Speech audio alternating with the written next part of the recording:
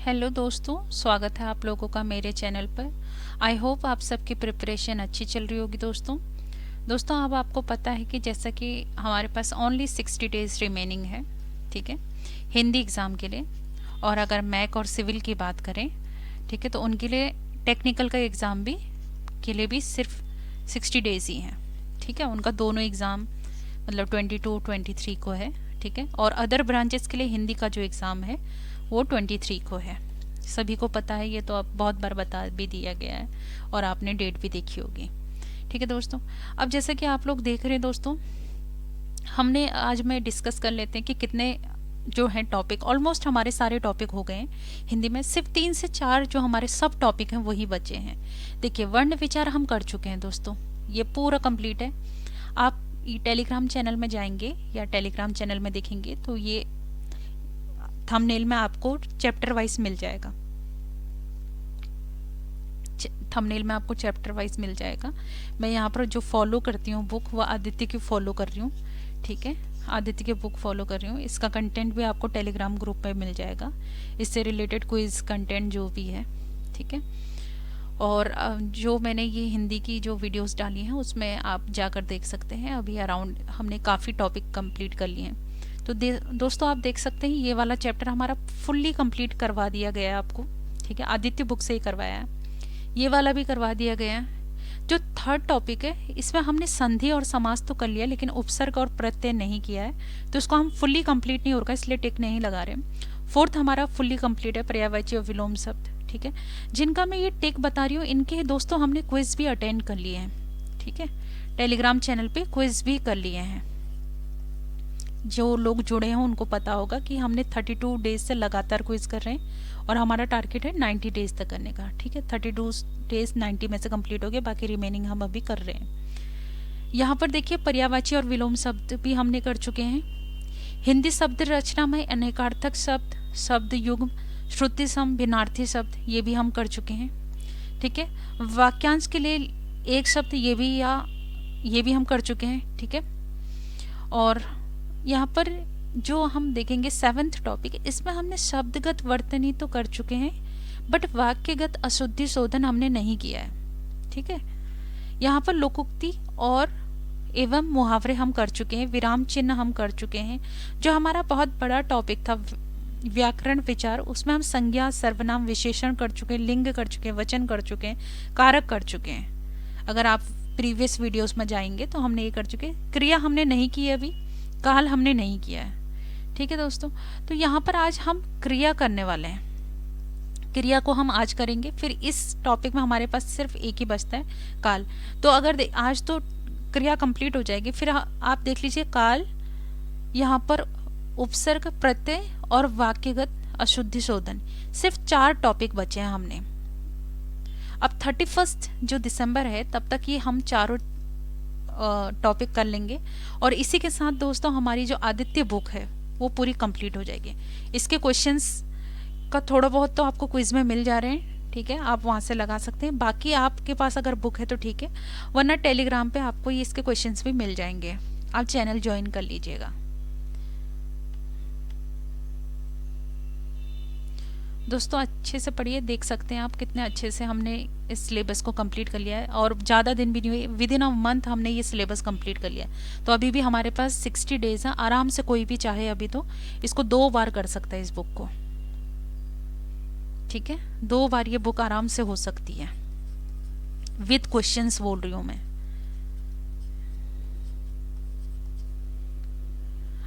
आज हम देख लेते हैं, इसमें हम क्रिया के बारे में पढ़ा रहे हैं दोस्तों। क्रिया के लिए मैंने एनसीईआरटी भी देखी और जो लूसेंट है उसमें भी देखा है, और आदित्य तो हम फॉलो कर ही रहे हैं। तो इस सब में ही कुछ ना कुछ जैसे प्रकार में, भेद में, मतलब अलग तरीके से समझाए गए, या क्रिया टॉपिक को आप मान के चल सकते हैं। वैसे एग्जाम के पर्पज से तो ये 2 से 3 नंबर का है, लेकिन वैसे ये हिंदी और इंग्लिश में ये बहुत बड़ा टॉपिक है या बहुत इंपॉर्टेंट टॉपिक हो जाता है, ठीक है। इंग्लिश में वर्ब होता है, हिंदी में क्रिया। तो आइए इसकी परिभाषा देख लेते हैं, फिर जो मैंने नोट्स बनाए हैं मैं उससे बता दूंगी दोस्तों, वो मैंने ज़्यादा ईजी है। बाकी बुक का PDF आपके पास है, आप पढ़ सकते हैं। देखिए क्रिया क्या है, जिस शब्द से किसी कार्य का होना या करना समझ आए। आप ये समझ सकते हैं, जिस शब्द या वाक्य से किसी कार्य का होना या करना समझ आए अथवा व्यक्त हो उसे क्रिया कहते हैं। जैसे आना, जाना, मरना, करना, खाना, पीना अथवा उठना, बैठना, पढ़ना।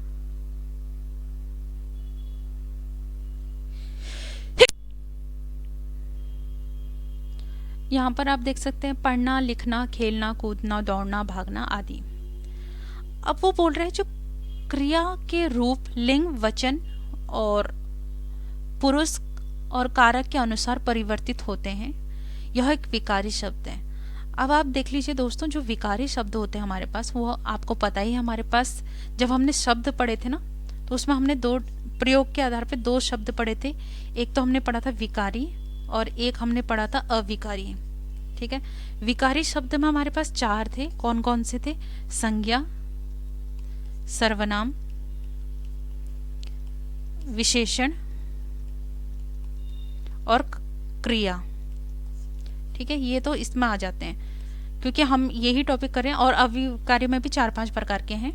अब देखिए, विकारी शब्द जो होते हैं जिनको लिंग, वचन, काल और कारक के आधार पर चेंज किया जा सकता है, उसको बोलते हैं विकारी शब्द। ठीक है, लिंग, वचन, काल, कारक के आधार पर जिनको बदला जा सकता है उनको क्या बोलते हैं? विकारी शब्द। और जिनको लिंग, वचन, काल, कारक के आधार पर ना बदला जा सके वो क्या होते हैं? अविकारी शब्द। तो संज्ञा को भी बदला जा सकता है, सर्वनाम को भी, विशेषण को भी, क्रिया को भी। तो यहीं पर अब जब हम क्रिया की बात करें तो यहाँ पर देखिए, यहाँ पर क्या बोल रहा है? क्रिया के रूप को लिंग, वचन, पुरुष, कारक, काल, ये आप समझ सकते हो कि अनुसार परिवर्तित किया जा सकता है और यह एक विकारी शब्द है। ठीक है, अब धातु के बारे में बता रहा है। देखिए दोस्तों, हम इसको और अच्छे से समझने के लिए नोट्स देख लेते हैं थोड़ा सा। जो क्रिया है, क्रिया का जो अर्थ होता है ना दोस्तों, वो है करना। क्रिया का मतलब क्या है? करना। ठीक है, क्रिया के बिना कोई भी वाक्य क्या है?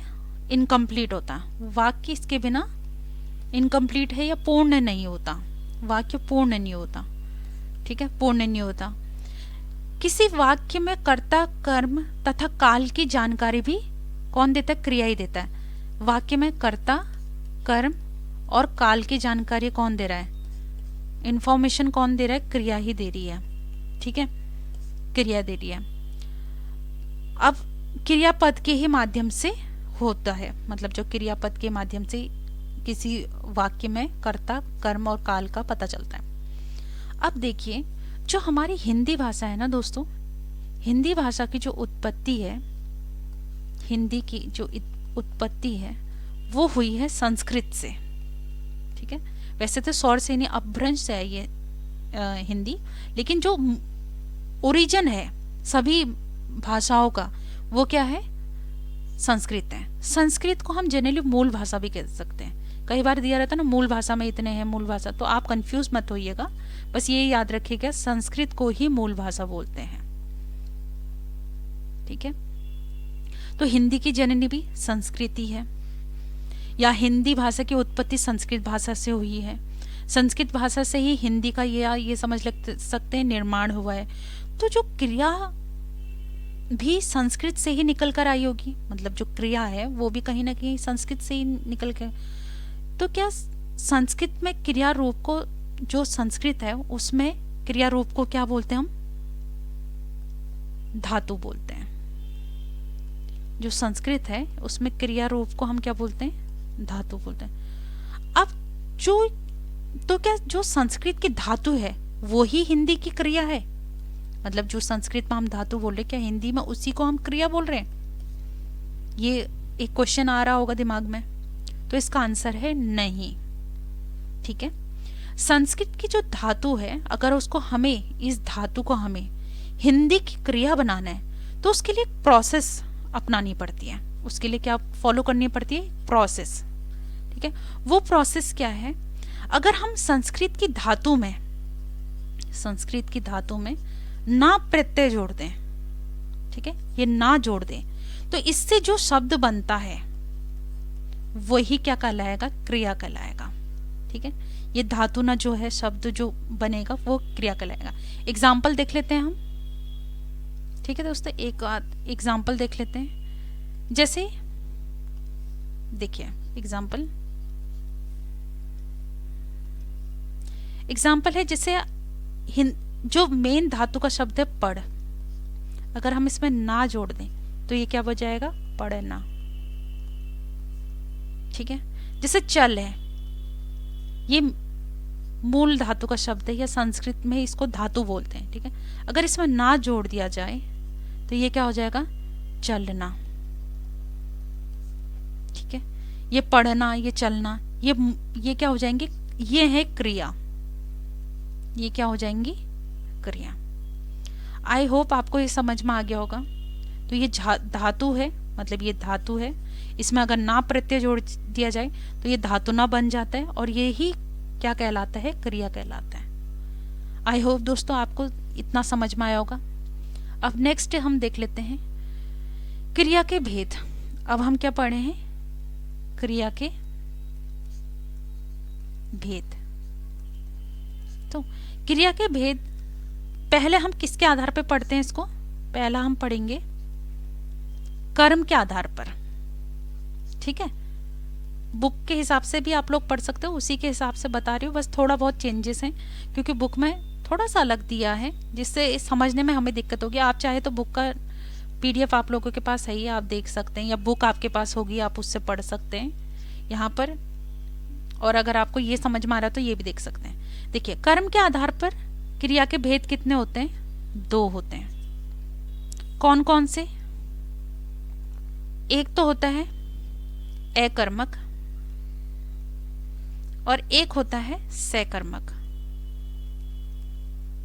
बहुत इजी बनाने की कोशिश की है मैंने, जितने भी मेरे टेक्निकल दोस्त हैं, मतलब टेक्निकल तैयारी कर रहे हो, वो दोस्तों को ये जल्दी समझ में आएगा। अब जब हम कर्म के आधार पर क्रिया का भेद बोल रहे हैं तो यहाँ पर इसका मतलब है क्रिया जो शब्द है ना, क्रिया शब्द का फल किस पे पड़ रहा है, वह किसे प्रभावित कर रहा है, इसके आधार पर ये हम पढ़ रहे हैं। ठीक है, कर्म के आधार पर मतलब कि क्रिया शब्द का जो फल है वो किस पर पड़ रहा है, वह किसे प्रभावित कर रहा है, इस आधार पर किया जाने वाला भेद कर्म के आधार पर बोलते हैं। ठीक है, अब यहाँ पर जो ये शब्द बना है, ये देखिए ऐसे बना है, अ प्लस कर्म। यहाँ पर आप इसको ऐसे बन सकते, स प्लस कर्म। अब यहाँ पर अ का मतलब हमने देखा था कि अ का मतलब क्या होता है, नहीं का बोध कराता अ। ठीक है, अब ये क्या बोल रहा है, इसका पूरा क्या बना, मतलब कर्म नहीं, या नहीं कर्म मान लीजिए आप, या कर्म नहीं, या कर्म रहित बोल दीजिए इसको, कर्म रहित, जिसमें कर्म नहीं है। और यहां पर स का मतलब होता है साथ या सहित, साथ या सहित, इसका मतलब हो गया ऐसी क्रिया जिसमें कर्म होगा।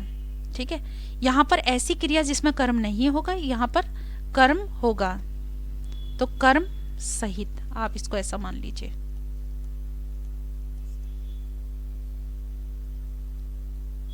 आई होप इतना समझ में आया होगा। यहाँ पर अकर्मक ऐसा है, ऐसी क्रिया जिसमें कर्म नहीं होगा, सकर्मक ऐसी क्रिया जिसमें कर्म होगा।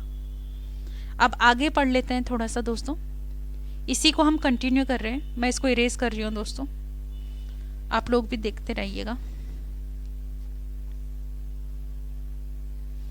जब हम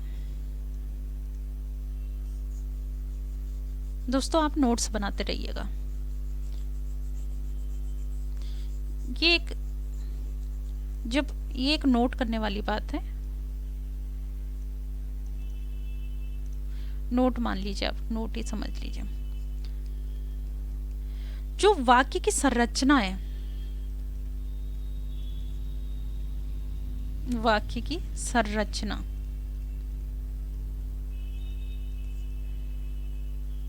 में क्या क्या होता है, आपने भी इंग्लिश में देखा होगा, सब्जेक्ट ऑब्जेक्ट ऐसे पढ़ा होगा ना, वर्ब, तो वैसे हिंदी में भी क्या होता है, कर्ता कर्म और क्रिया। ठीक है, कर्ता कर्म और क्रिया। यहाँ पर आप देख सकते हैं एक वाक्य में ये सब चीजें हमारे पास होती हैं। अब जो क्रिया है ना, वो हमेशा क्या करेगा, अपने से ठीक पहले वाले पे शब्द पर अपना प्रभाव डालता है, ठीक पहले पे। ठीक है, अकर्मक और सकर्मक इससे अच्छे से समझ में आ जाएगा। ठीक है, अब जब हम बोल रहे हैं अकर्मक, अकर्मक मैंने आपको बताया ना भी, मतलब उसमें कर्म नहीं है, तो कर्ता किस पे प्रभाव डालेगा, कर्ता पे ना, क्रिया किस पे प्रभाव डालेगी, कर्ता पे। और जब मैं बोल रही हूं कि उसमें सकर्मक है, तो कर्ता किस पे, क्रिया किस पे प्रभाव डालेगी, कर्म पे। समझ में आया दोस्तों? इसी के लिए ये थोड़ा सा ये नोट मैंने बनाया ताकि आपको समझ में आ जाए। जब हम कर्म नहीं कर्म सही बोल रहे तो इसका मतलब ये नहीं है कि उसमें कुछ भी नहीं है। कर्म नहीं में अगर हम बोल रहे तो उसमें कर्ता और क्रिया है, कर्म नहीं है। और कर्म अगर हम है बोल रहे तो उसमें कर्ता क्रिया कर्म सभी प्रेजेंट है, या कर्म तो है ही है। ठीक है, अब देखिए दोस्तों, थोड़ा सा अकर्मक सकर्मक की आप क्रिया, मतलब जो भी चीजें बताई जा रही है ना, आप उसको नोट करते रहिएगा जो भी मैं बोल रही हूँ। और कर्ता कौन होता है, जो काम करता है उसको कर्ता बोलते हैं, जो काम करता है उसको कर्ता बोलते हैं। जैसे स्वाति पढ़ रही है तो ये कर्ता हो गया। अब अकर्मक और सकर्मक का आप वो देख लीजिए, जैसे जिस वाक्य में क्रिया का प्रभाव या फल केवल कर्ता पर ही पड़ता है, अब इससे डेफिनेशन आप बना लीजिए। ठीक है, अकर्मक और सकर्मक आप बना सकते हैं। इसमें मैंने आप लोगों को बता दिया, जैसे अकर्मक और सकर्मक आप लिखते जाइएगा मेरे साथ, या मैं जो बोल रही हूँ। अकर्मक में क्या होगा, जिस वाक्य में क्रिया का प्रभाव या फल केवल कर्ता पे पड़ रहा है, इसमें क्या है, अकर्मक में क्या है, कर्म नहीं है, तो सिर्फ किस पे प्रभाव पड़ रहा है, कर्ता पे।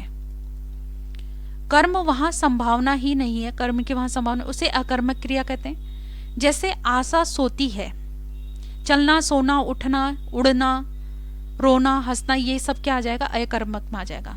चलना रोना सोना हंसना, ये सब किस में आ जाएगा, अकर्मक में। और सकर्मक में जिस वाक्य में क्रिया का प्रभाव या फल कर्म पर पड़े वह सकर्मक है, क्रिया के साथ कर्म प्रयुक्त होता है। अब इसकी जो आ जाएगा, लिखना पढ़ना खाना पीना। ठीक है, ये सब इसमें सकर्मक में आ जाएंगे। ये सब तो हो गए अकर्मक और सकर्मक। अब अकर्मक और सकर्मक को पहचानने की दो ट्रिक है हमारे पास, वो भी देख लीजिए। दो ट्रिक हैं, वो भी बता देती हूँ। इसको हटा रही हूँ दोस्तों, ये सारा इरेज कर रही हूँ। अकर्मक और सकर्मक को वाक्य में पहचानने के लिए दो ट्रिक हैं, उसको आप, इंपॉर्टेंट है इसलिए बता रही हूँ क्योंकि ये टॉपिक ही थोड़ा ऐसा है कि मुझे भी थोड़ा टफ लगा, मैं झूठ नहीं बोल रही हूँ, थोड़ा कंफ्यूजिंग है और कुछ नहीं। देखिए ट्रिक देख सकते हैं हम अकर्मक और सकर्मक को पहचानने की। पहली ट्रिक क्या है, क्या का प्रयोग करके प्रश्न बना लेते हैं, क्या का प्रयोग करके प्रश्न बनाना।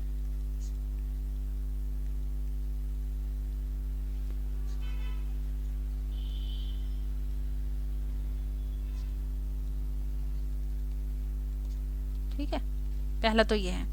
अगर आंसर मिल जाता है, आंसर मिल जाए तो सकर्मक,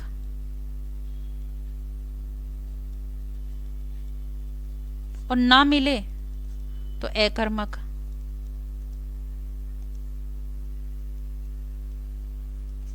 ये दोनों चीजें देख लो, अगर आंसर मिल जाए तो सकर्मक, ना मिले तो अकर्मक।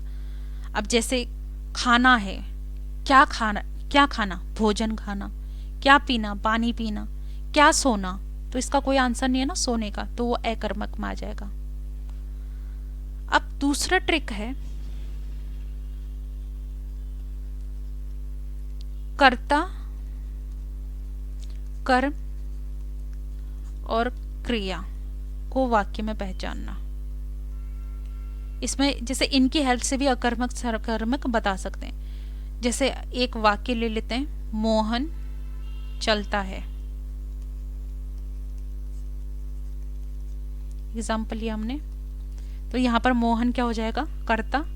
क्या किया उसने, चलना क्रिया की, और ये तो यहाँ पर कर्म नहीं है, तो ये क्या हो जाएगा, अकर्मक। समझ में आ गया, अकर्मक।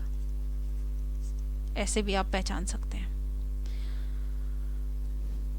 आई होप दोस्तों इतना आपको समझ में आया होगा।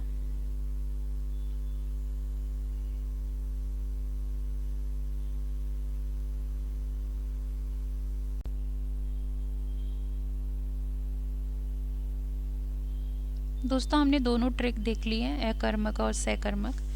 इसकी परिभाषा भी आप देख लीजिए, ठीक है, और ट्रिक हमने देख चुके हैं।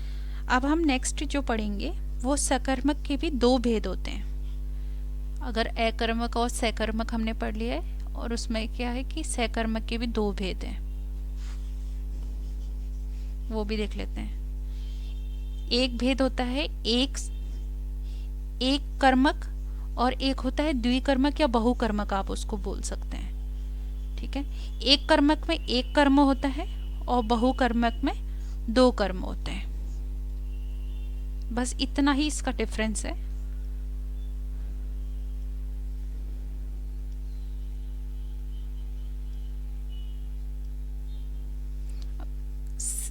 सकर्मक के भी दो भेद हैं। पहले तो हमने, ठीक है, यहाँ पर हम देख लेते हैं हमने क्या पढ़ा था पहले, कि हमारे पास कर्म के आधार पे कितने हैं, दो हैं। कौन कौन से थे दो, एक तो अकर्मक था और एक सकर्मक था। सकर्मक के भी अब हम बोल रहे हैं, इसके भी दो प्रकार हैं। एक तो एक कर्मक, एक कर्मक मतलब एक कर्मक, और एक है द्विकर्मक या बहुकर्मक, आप बोल सकते हैं।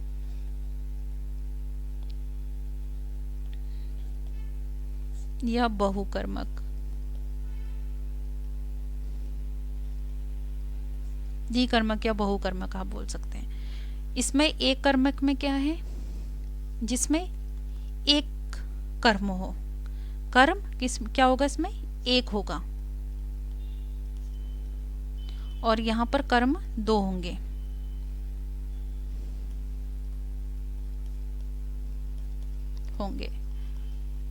ठीक है, यहां पर इसका एग्जाम्पल देख लेते हैं हम। अध्यापक ने हिंदी पढ़ाई। अध्यापक ने हिंदी पढ़ाई।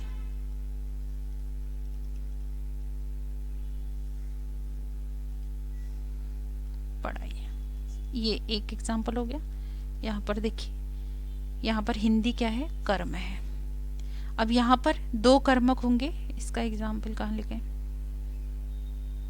यहाँ पर स्पेस नहीं है, इधर पे लिख देते हैं, ठीक है। इसका एग्जाम्पल यहाँ पर लिखते हैं। इसमें क्या लिखेंगे, राधा गाय को चारा खिलाती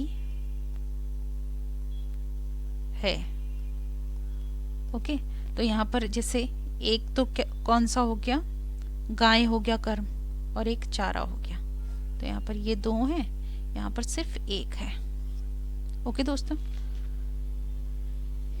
ये अकर्मक और सकर्मक हमने पढ़ा। फिर उसके भी सकर्मक के हमारे पास दो प्रकार है, एक कर्मक है, एक द्विकर्मक है, या बहुकर्मक भी आप उसको बोल सकते हैं। एक कर्मक में एक कर्म होगा, द्विकर्मक में दो कर्म होंगे। ये एग्जाम्पल भी आपने देख लिया। अब नेक्स्ट आता है प्रयोग या संरचना के आधार पर क्रिया के भेद। नेक्स्ट जो आता है उसमें हम इसको पूरा क्लियर कर देते हैं। अब हम नेक्स्ट पढ़ रहे हैं दोस्तों। इसमें हम क्या पढ़ रहे हैं?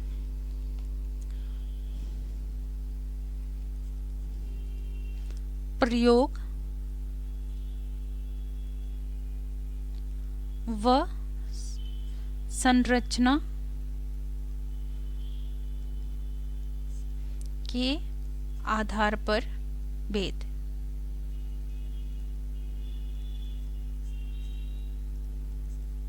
क्रिया के भेद, क्रिया भेद। इसमें आप देख सकते हैं दोस्तों, ये हमारे पास टोटल कितने होते हैं? 8 होते हैं। अगर सिर्फ आपसे संरचना के आधार पर पूछा जाए तो इसका आंसर 5 होगा। अगर वो प्रयोग और संरचना के आधार पर पूछता है, प्रयोग और संरचना के आधार पर क्रिया भेद पूछता है, तब 8 होगा। ठीक है दोस्तों, इस बात को आप अच्छे से याद कर लेना या समझ लेना। वैसे किताब में बहुत कुछ दिया है, अगर आप ऐसे समझते हो तो ये ज़्यादा इजी रहेगा मुझे लगता है। अब एक एक करके हम नोट डाउन कर लेते हैं कि कौन कौन से हैं।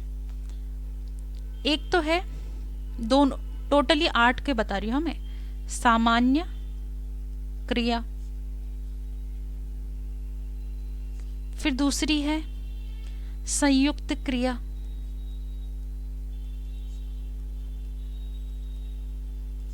तीसरी है पूर्वकालिक क्रिया, कालिक क्रिया। चौथी है प्रेरणार्थक क्रिया। कई बुकों में आपने 5 देखा होगा, कई में 6 देखा होगा, किसी में 4 देखा होगा, किसी में कुछ नाम दिए, किसी में कुछ। दोस्तों सब पढ़ लो, मैं तो ये कहूँगी सब पढ़ लो, जो जो मिल रहा है सब। क्रिया। 5वां है नाम धातु क्रिया।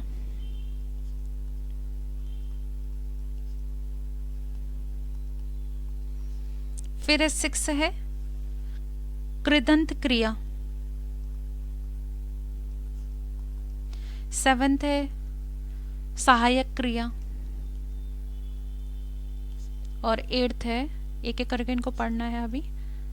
फिर 8th है सजाती क्रिया।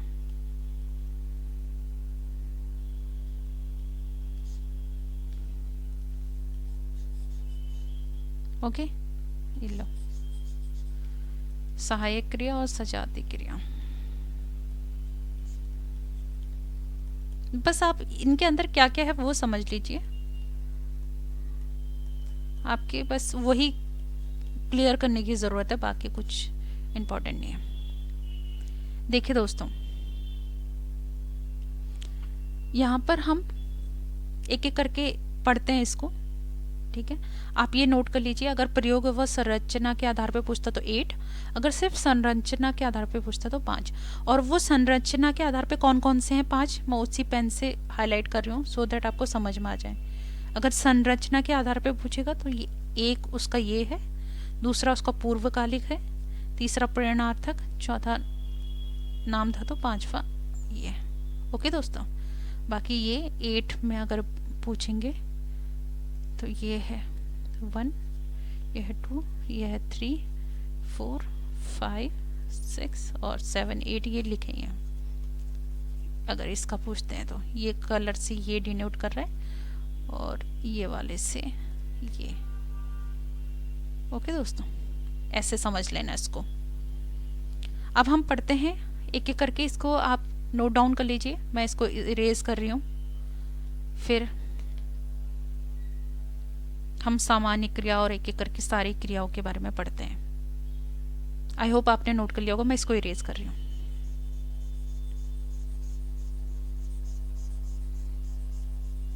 दोस्तों नोट्स बनाते रहिएगा, अगर नोट्स नहीं बनाने तो आप स्क्रीनशॉट ले सकते हैं।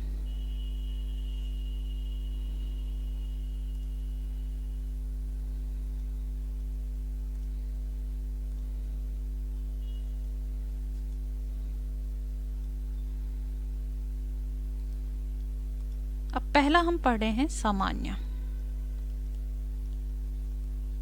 सामान्य क्रिया, ठीक है। सामान्य क्रिया क्या होती है? वाक्य में एक कार्य या और वाक्य में क्रियापद भी एक आएगा। वाक्य में एक ही कार्य भी होगा और क्रियापद भी क्या होगा? एक ही आएगा। आप डेफिनेशन लिखते रहिएगा दोस्तों, क्योंकि मैं लिखा ही देती हूँ। वाक्य में एक कार्य और वाक्य में एक क्रियापद, ठीक है, जो क्रियापद है एक आएगा। तो इसका एग्जाम्पल हम देख लेते हैं। जैसे एग्जाम्पल देख लीजिए आप, यहाँ पर हम बोल रहे हैं मोहन पुस्तक पढ़ता है। तो यहाँ पर ये पढ़ना एक ही कार्य हो रहा है यहाँ पर, और क्रिया भी क्या हमारे पास एक ही है, ठीक है। क्या कर रहा है वो? पढ़ने का कार्य कर रहा है। ये तो हो गया सामान्य। दोस्तों इसको नोट डाउन कर लीजिए जल्दी, फिर मैं इसको इरेज करके दूसरा लिख रही हूँ। अब दूसरा है दोस्तों हमारे पास संयुक्त क्रिया। संयुक्त नाम से ही पता चल रहा होगा आपको कि इसमें एक से ज्यादा की बात हो रही होगी, है ना। संयुक्त क्रिया दूसरा हम देख रहे हैं, संयुक्त क्रिया।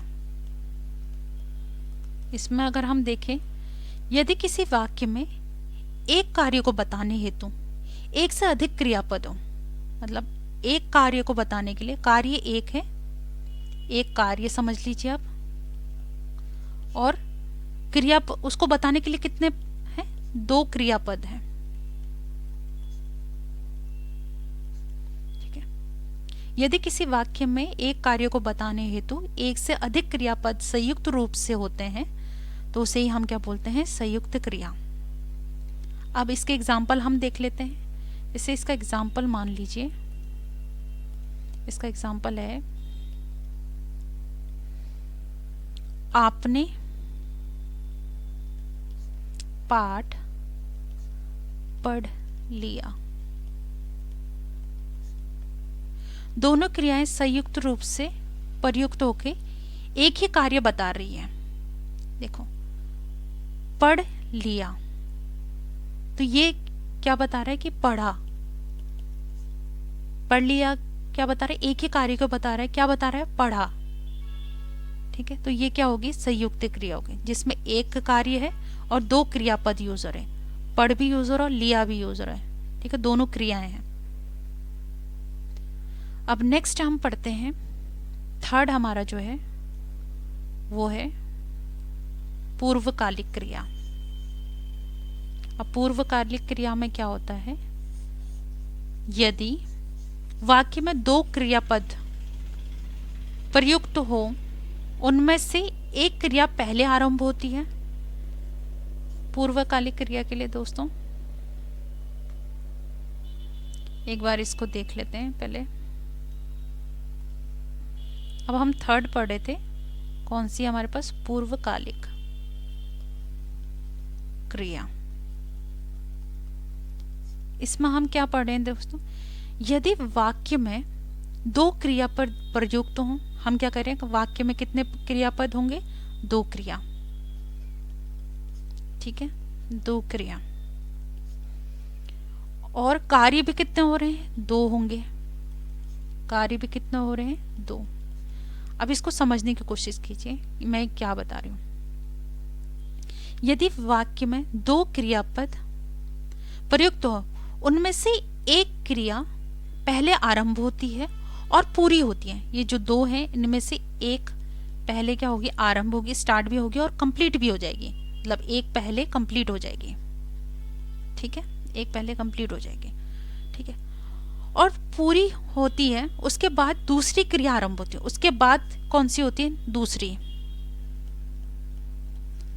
ये पूरी हो या चलती रहे इससे कोई मतलब नहीं है, ठीक है, मतलब चाहे ये पूरी हो या ना हो, लेकिन जो पहली वो है मतलब क्रिया है वो पूर्ण हो चुकी होती है। मतलब ये पहली जो है ये कंप्लीट होनी चाहिए, उसे ही पूर्वकालिक हम बोलते हैं। इसका एग्जाम्पल है, जैसे अभी समझ में आ जाएगा आपको एग्जाम्पल से। एग्जाम्पल हम देखते हैं। रोहन पढ़कर सो गया। सो गया।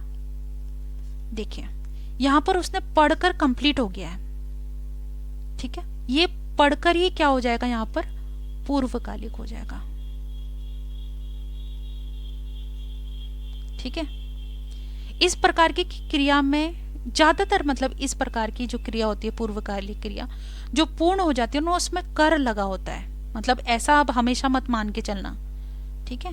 क्या लगा रहता है, कर का प्रयोग होता है धातु के साथ, लेकिन ये हमेशा नहीं है, सदैव ऐसा नहीं होगा। मूल धातु के साथ क्या लगा होता है, कर लगा होता है।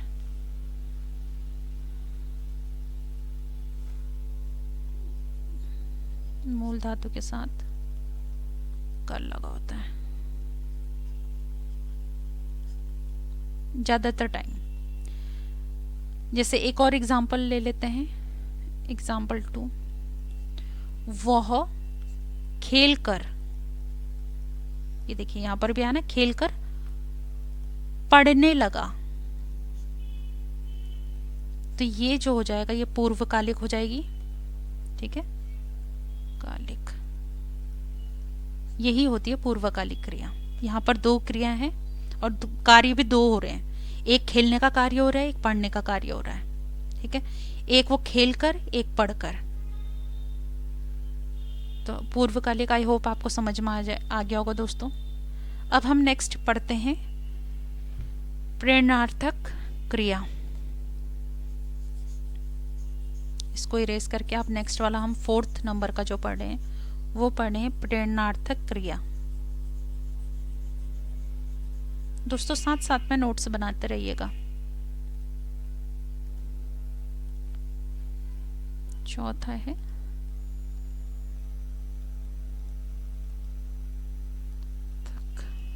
क्रिया।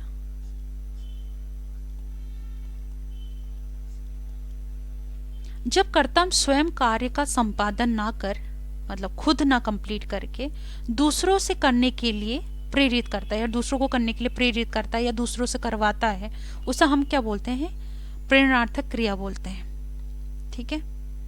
अब इसमें क्या होते हैं, दो कर्ता होते हैं, दो कर्ता। कौन कौन दो, एक कार्य करेगा, एक कार्य करेगा और एक कराएगा, एक कार्य कराएगा।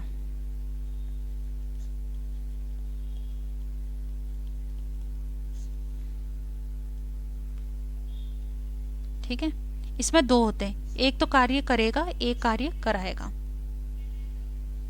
अब देखिए जैसे इसका एक एग्जाम्पल हम देख लेते हैं।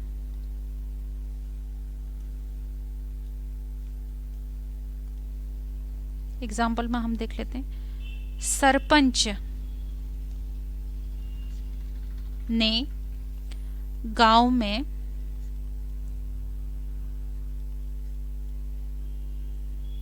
तालाब बनवाया।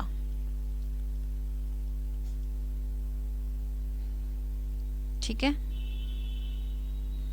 क्या बनवाया, सरपंच ने।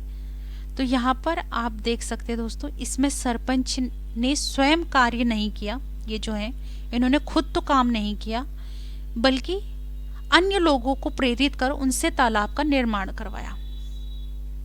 ठीक है, तो यहाँ पर दो कार्य करता है, एक तो सरपंच है जो कुछ नहीं कर रहे हैं, ठीक है, और एक जो गांव के लोग हैं जो काम कर रहे हैं।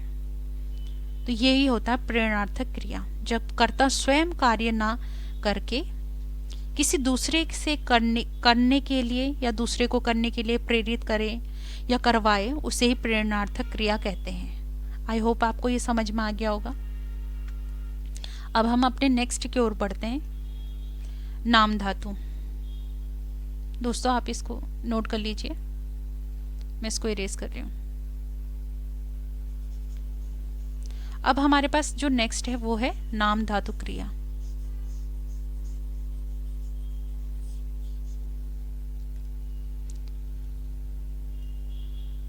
फिफ्थ हमारे पास नाम धातु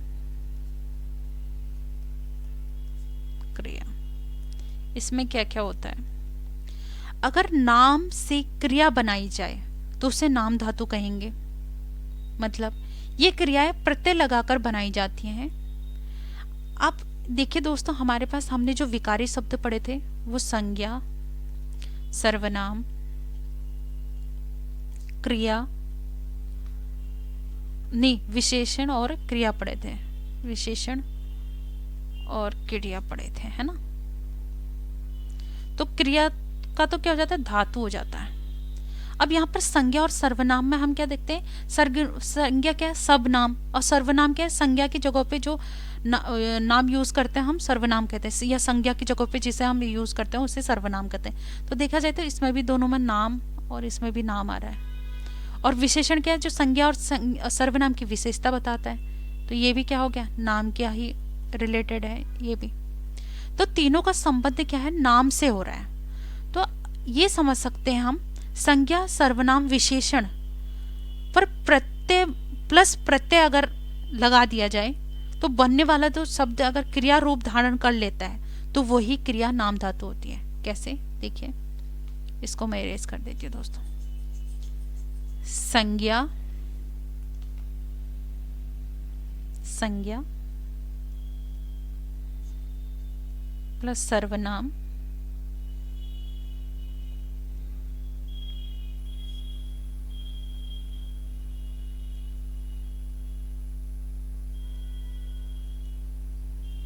या विशेषण में प्रत्यय जोड़ दिया जाए तो ये क्या देता है? जो बनने वाला शब्द होगा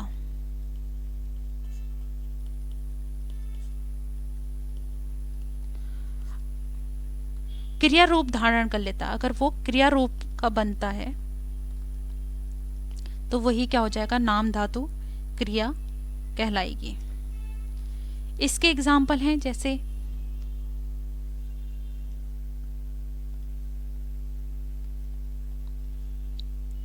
जैसे चमक है हमारे पास, तो इसका क्या हो जाएगा? चमकाना या चमकना।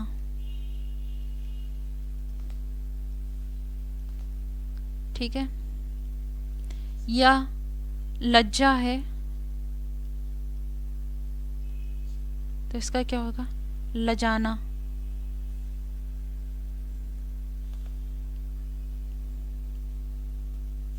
या लजियाना।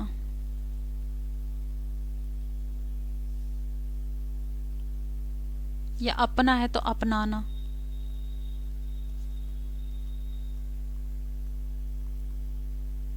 ठीक है, यही सब इसमें आते हैं। या रंग है तो रंगना, रंगाना, ऐसे। अब नेक्स्ट है हमारे पास कृदंत क्रिया। दोस्तों इसको नोट कर लीजिए, फिर इसको इरेज करते हैं।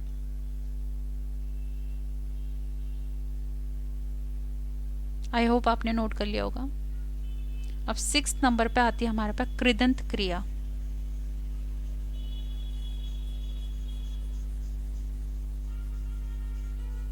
कृदंत क्रिया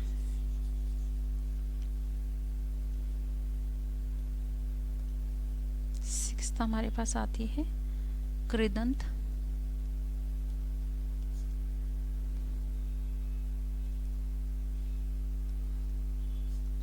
क्रिया। इसमें क्या है? अगर धातुओं में हम ना के अलावा कोई प्रत्यय जोड़ें या और बनने वाला जो शब्द है वो क्रिया बनता है। अगर हम जैसे धातुओं में कोई भी प्रत्यय जोड़ते हैं ना, बस ये समझ लीजिए धातुओं में कोई भी प्रत्यय जोड़ना क्या कहलाता है, और उससे बनने वाला जो शब्द है अगर क्रिया बनता है तो ऐसी क्रियाएं क्या होती है? कृदंत क्रियाएं कहलाती हैं। क्रिया से ही क्रिया बनाए तो कृदंत क्रिया होगी, कृदंत होगा। ठीक है। क्रिया शब्दों में जोड़ने वाले प्रत्यय कृत प्रत्यय कहलाते हैं तथा कृत प्रत्ययों के योग से बने शब्द कृदंत कहलाते हैं। जैसे आप ये समझ लीजिए कि जैसे हमारे पास कोई भी धातु है, ठीक है, धातु में अगर हम ना जोड़ें या कोई भी प्रत्यय जोड़ें, प्रत्यय मान लीजिए हम,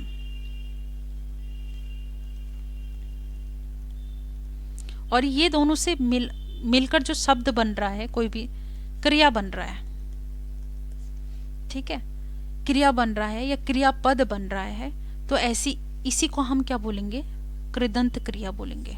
इसी को हम क्या बोलेंगे, कृदंत क्रिया। अब इसके एग्जाम्पल हम देख लेते हैं। जैसे मान लो हमारे पास इसका एग्जाम्पल हम क्या है, जैसे हमारे पास कोई क्रिया है, ठीक है, ये धातु क्या क्रिया ही तो है या धातु है, और कृदंत क्रिया कैसे बनी है। तो यहाँ पर मान लो हमारे पास चल है, तो यहाँ पर हो जाएगा चलना। अगर ना लग जाए, अगर ता लग जाए तो चलता, अगर कर लग जाए प्रत्यय तो चल कर, ये सब। वैसे ही सेम अगर लिख है तो लिखना, या लिखता, अगर ता प्रत्यय लग जाए तो, या कर लग जाए तो लिख कर। ठीक है दोस्तों, ये आ जाता है कृदंत क्रिया के अंदर। अब नेक्स्ट हम पढ़ते हैं सहायक क्रिया। आप इसको समझ लीजिए। जब धातुओं में हम कोई भी प्रत्यय लगाएं, ठीक है, या जोड़ें या प्रत्यय लगाएं, और बनने वाला जो शब्द है, जो शब्द हमारा बना, वो क्रिया बनता है। अगर वो क्या बनता है, क्रिया बनता है, तो ऐसी ही क्रियाओं को कृदंत क्रिया कहलाती हैं। आई होप आपको ये समझ में आ गया होगा। अब पढ़ते हैं नेक्स्ट, जिसमें हम पढ़ेंगे सहायक क्रिया। दोस्तों आप इसको नोट कर लीजिए, मैं रेज कर रही हूँ इसको।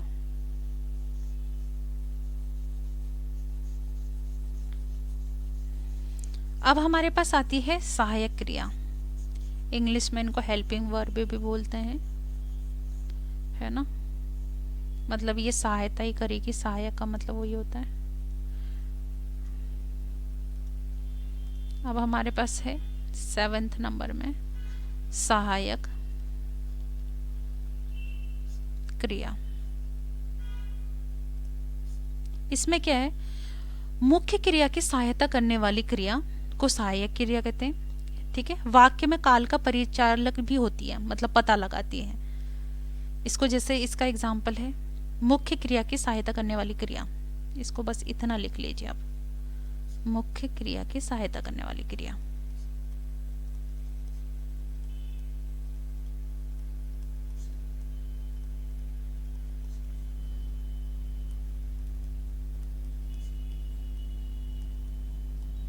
ओके दोस्तों, अब यहाँ पर एग्जाम्पल हम देख लेते हैं एक, जैसे हम पढ़ रहे हैं, तो ये जो पढ़ है ये मुख्य हो जाएगी, मुख्य क्रिया, और ये जो पढ़ रहे हैं ये सहायक क्रिया हो जाएगी। ठीक है, ये इसकी सहायता कर रही है। ओके, अब दोस्तों हमारे पास नेक्स्ट आता है सजातीय क्रिया। मैं इसको इरेज कर रही हूँ। लास्ट है हमारे पास सजातीय क्रिया।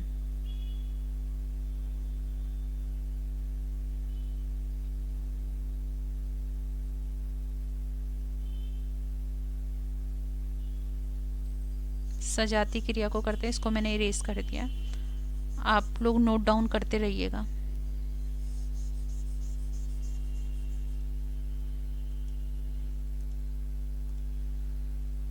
एट था हमारे पास सजातीय क्रिया।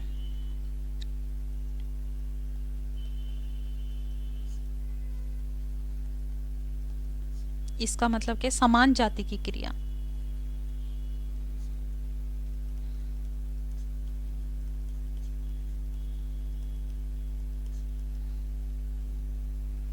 देखिए, जहां सजातीय क्रिया होगी वहां कर्म संज्ञा सर्वनाम ना होकर धातु से बना होगा। ठीक है। या आप ये समझती कर्ता और कर्म क्या है, एक ही धातु से बना होगा। इसमें एग्जाम्पल से समझते हैं, यहाँ पर लिख लेती हूँ। कर्ता और कर्म क्या होगा, एक ही धातु से,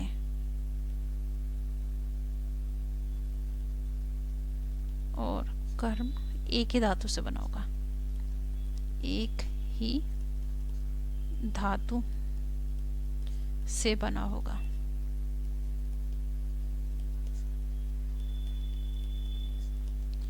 इसका एग्जाम्पल देख लेते हैं हम। श्याम ने पढ़ाई पढ़ी। ठीक है, अब देखो पढ़ाई और पढ़ी दोनों सेम धातु से बना है, पढ़, है ना, पढ़ाई पढ़ी। तो यहाँ पर यही बोल रहा है। और यहाँ पर जो ये हमारी पढ़ाई है, ये क्या हो रहा है, कर्म जो है हमारा वो धातु से ही बन रहा है। ये कर्म है ना पढ़ाई, ये किस धातु से बन रहा है, क्रिया धातु से, मतलब धातु से ही बन रहा है, पढ़ धातु से ही बन रहा है। तो इसको क्या बोलेंगे हम, सजाति बोलेंगे। जैसे मैंने चाल चली, एक और एग्जांपल ले लेते हैं। मैंने चाल चली, तो देखिए चल धातु से बन रहा है, चल, है ना। तो यही है सजातीय। दोस्तों अब हम देख लेते हैं यहाँ पर इस बुक के, आप ये क्या जो नोट्स हैं ये बुक को अच्छे से पढ़ लीजिए। यहाँ पर आपको थोड़ा बहुत देखिए, जैसे अकर्मक सकर्मक के भेद, धातु के भेद बताए गए हैं, सब बहुत सारे एग्जाम्पल दिए गए हैं। ठीक है, कैसे बनी है क्रिया, यौगिक धातुओं की रचना, ये सब प्रेरणार्थक, ये क्रिया के भेद बताए गए हैं, पूर्वकालिक, द्विकर्मक, ये सब आप देख लीजिए। छोटू सा टॉपिक है वैसे, लेकिन इसको ज़्यादा टाइम मत देना, थोड़ा बहुत देख लेना इसमें क्या क्या होती हैं। और दोस्तों ये हमारा ये वाला टॉपिक क्रिया वाला कंप्लीट हो गया है। इसके क्वेश्चंस के क्विज कल सुबह आएंगे। ठीक है, देख लीजिए आप, 3-4 पेजेस ही हैं इसमें। ओके दोस्तों, अगर आपको समझ में आ रहा है या आपको ठीक लगा तो प्लीज़ आप लोग चैनल को सब्सक्राइब कीजिएगा। यहाँ आपको सारी पॉलिटेक्निक लेक्चरार से रिलेटेड इन्फॉर्मेशन मिल जाएंगी। प्लस आप टेलीग्राम भी ज्वाइन कर सकते हैं। ठीक है, वहाँ डेली क्विज़ होते हैं, डेली क्विज़ हिंदी के लिए, अभी फ़िलहाल हिंदी का एग्ज़ाम ही पास है तो हिंदी के लिए डेली हिंदी क्विज़ होते हैं, हिंदी डेली क्विज़। ठीक है, अटेंड कर सकते हैं आप। तो हमने 90 डेज़ का टारगेट रखा था, उसमें से 32 डेज़ ऑलरेडी हम कंप्लीट कर चुके हैं, और अभी आप जानते हैं हमारे पास सिर्फ 60 डेज़ बचे हैं। ठीक है दोस्तों, थैंक यू सो मच दोस्तों, अच्छे से तैयारी करते रहिए। Thank you so much.